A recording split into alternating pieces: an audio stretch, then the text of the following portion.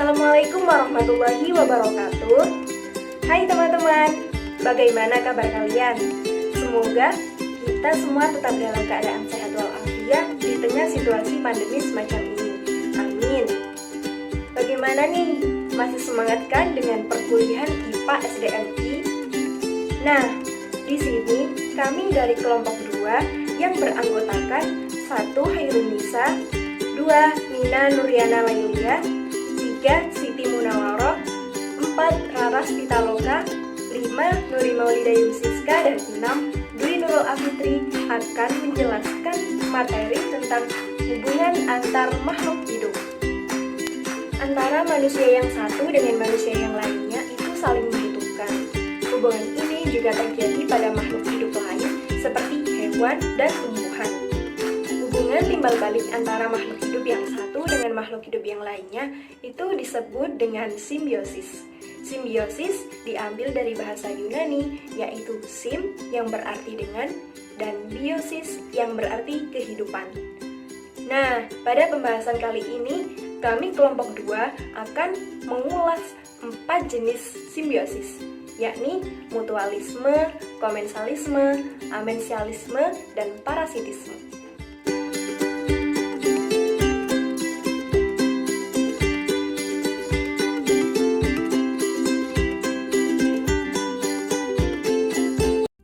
Simbiosis mutualisme.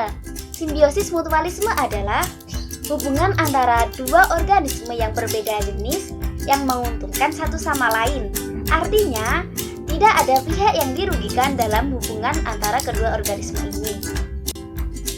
Contoh simbiosis mutualisme yang pertama adalah hubungan antara kupu-kupu dengan bunga. Di sini, bukan hanya kupu-kupu saja yang diuntungkan dengan mendapatkan sari makanan dari bunga, akan tetapi bunga juga terbantu dalam proses penyerbukannya. Contoh yang selanjutnya adalah hubungan burung bangau dengan kudanil. Kebiasaan burung bangau yang memakan kutu-kutu di punggung kudanil adalah keuntungan bagi kudanil karena membuat kudanil menjadi lebih bersih dan terhindar dari kutu. Sedangkan bagi burung bangau, kutu-kutu pada badan kudanil bisa mengenyangkan perut atau menjadi makanan bagi burung bangau. Contoh selanjutnya adalah hubungan semut dengan burung pelatuk. Burung pelatuk memiliki kebiasaan mematuk dan membuat lubang di batang pohon guna dijadikan sarang. Sarang tersebut dijadikan semut yang hidup di pohon sebagai tempat perlindungan dari predator semut. Sedangkan bagi burung pelatuk, keuntungan yang diperoleh adalah penjagaan telur oleh semut.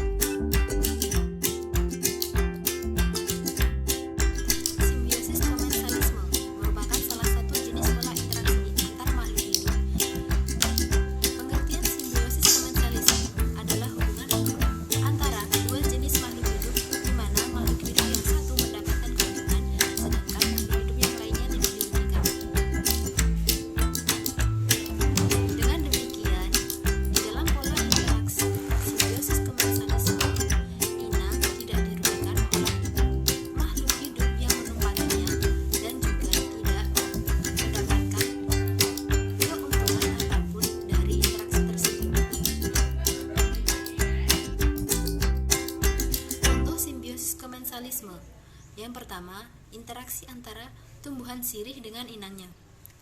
Tumbuhan sirih hidup dengan cara merambat dan menyesuaikan tanaman inangnya.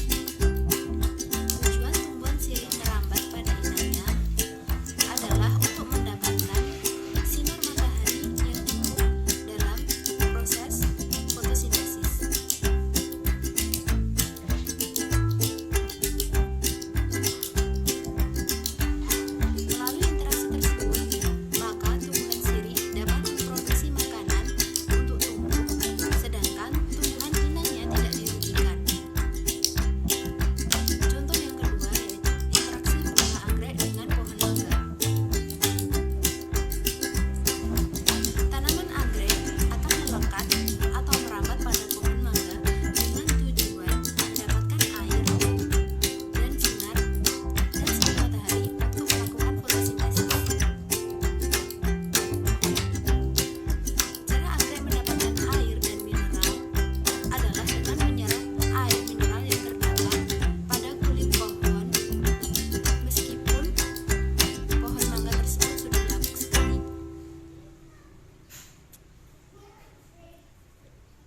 Dengan demikian, bunga anggrek diuntungkan karena bisa melakukan fotosintesis untuk memproduksi makanan, sedangkan pohon mangga tidak dirugikan sama sekali.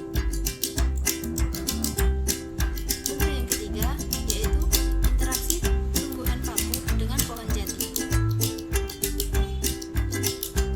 Tumbuhan paku akan melekat pada pohon jati dengan tujuan agar mendapatkan sinar matahari yang cukup untuk digunakan dalam proses fotosintesis. Pohon jati sebagai tanaman inangnya tidak mendapatkan kerugian maupun keuntungan dari interaksi tersebut. Contoh yang keempat yaitu hubungan antara ikan remora dengan ikan hiu. Ikan remora memiliki interaksi yang sangat baik dengan ikan hiu. Ikan remora akan selalu menempel di dekat ikan hiu dengan tujuan agar tidak dimangsa oleh ikan yang lebih besar.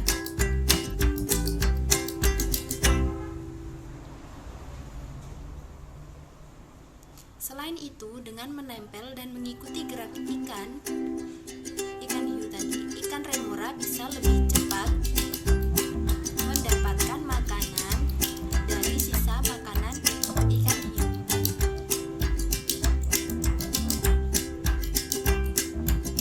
Keberadaan ikan remora sendiri tidak mengganggu dan tidak memberikan keuntungan apapun pada ikan hiu. Contoh yang kelima yaitu hubungan ikan badut dengan anemon laut. Ikan badut akan terlindungi dari pemangsanya karena bersembunyi dan hidup di antara tentakel-tentakel anemon.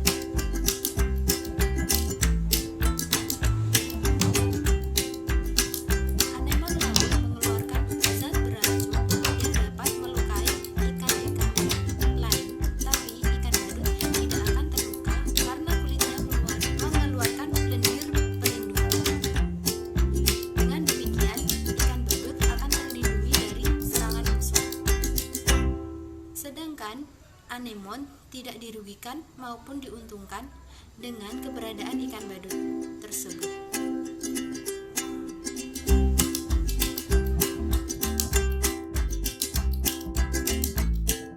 Simbiosis parasitisme adalah ketergantungan yang terjadi ketika pihak yang satu mendapat keuntungan namun merugikan pihak lainnya. Biasanya, simbiosis parasitisme melibatkan organisme parasit seperti kutu, cacing, jamur, bakteri, benalu, dan lain-lain. Contoh dari simbiosis parasitisme antara lain, yang pertama ada nyamuk dan manusia. Contoh dari hubungan yang hanya menguntungkan satu pihak adalah hubungan nyamuk dan manusia, di mana nyamuk akan menggigit dan menghisap darah manusia. Jenis nyamuk tertentu bahkan bisa menyebarkan penyakit mematikan seperti demam berdarah atau malaria. Bagi nyamuk, hubungan ini menguntungkan karena bukan saja mendapat darah tetapi juga dapat berkembang biak. Namun, bagi manusia, hubungan ini merugikan karena dapat terserang penyakit berbahaya. Yang kedua ada sapi dengan cacing hati.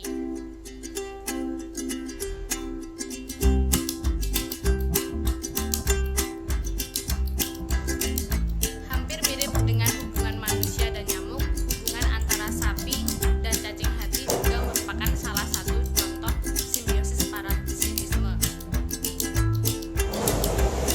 Dengan berdiam di tubuh sapi, cacing akan mendapat keuntungan berupa makanan dari sapi. Sementara sapi akan mengalami kerugian karena kesehatannya menjadi terganggu dan membuat terserang penyakit. Yang ketiga ada lalat dengan buah.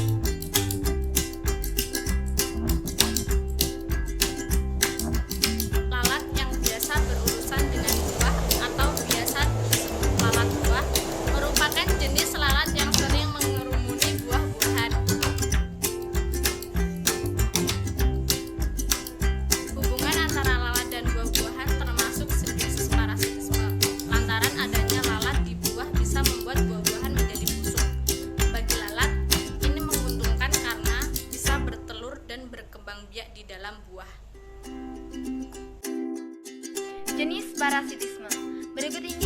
beberapa jenis simbiosis parasitisme. Yang pertama ada ektoparasit. Simbiosis ektoparasit adalah parasit yang hidup di luar tubuh inangnya. Biasanya, parasit ini hidup pada permukaan kulit tubuh inang atau pada bagian tubuh inang yang sulit dijangkau. Contohnya seperti caplak, tungau, lalat, kutu, nyamuk, dan ginjal yang terjadi pada hewan dan tumbuhan. Yang kedua ada endoparasit. Simbiosis endoparasit merupakan jenis parasit yang dapat hidup di dalam tubuh organisme atau inang. Pada jenis ini dapat disebut dengan parasit internal, yang mana dapat hidup di lingkungan intraseluler atau ekstraseluler di dalam inang.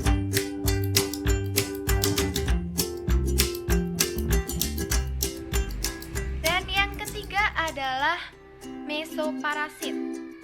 Simbiosis mesoparasit adalah parasit yang dapat menginfeksi pada ikan, di mana sebagian tubuh parasit menembus sampai organ dalam tubuh inang, pada bagian lainnya akan berada pada luar tubuh inang. Contohnya seperti parasit Lernaeosera sp yang hidup di rongga insang ikan dan dapat menembus jantung ikan yang selanjutnya menghisap darahnya. Dan yang keempat adalah parasit obligat. Parasit obligat adalah organisme yang membutuhkan inang agar bisa menyelesaikan siklus hidup. Dan yang terakhir adalah parasit fluktuatif. Parasit fluktuatif merupakan kebalikan dari parasit obligat, yang mana parasit ini dapat bertindak sebagai parasit dan tidak bergantung pada inang, yang dapat melanjutkan siklus hidup tanpa inang. Itu dia jenis-jenis dari simbiosis parasitisme.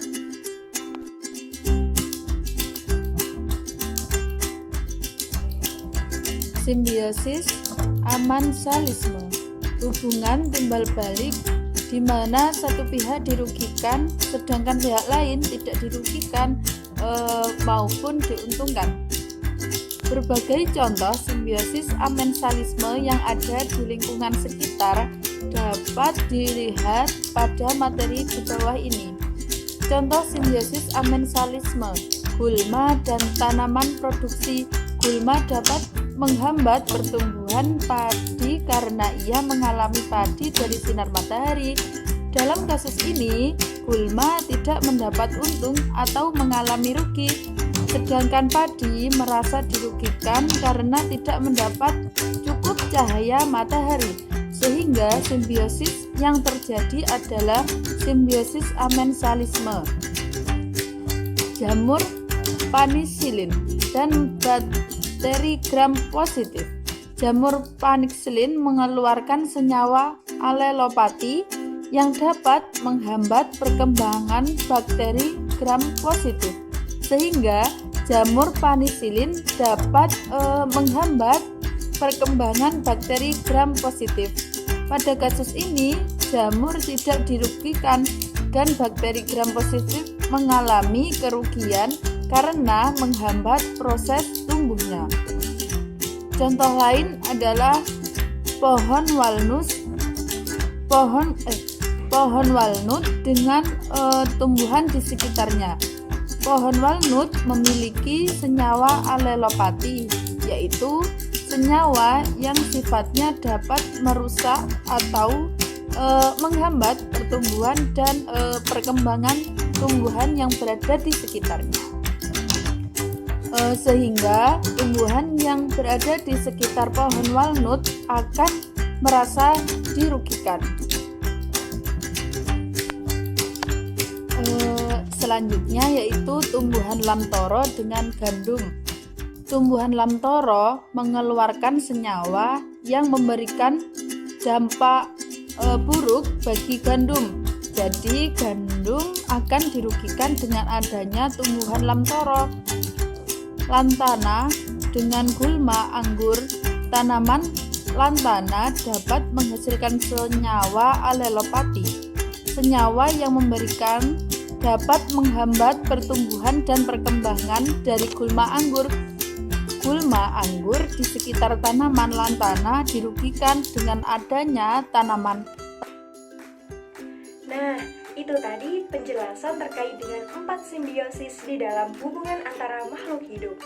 Terima kasih yang sudah menyaksikan video ini. Semoga dapat bermanfaat untuk kita semua. Sampai jumpa. Wassalamualaikum warahmatullahi wabarakatuh.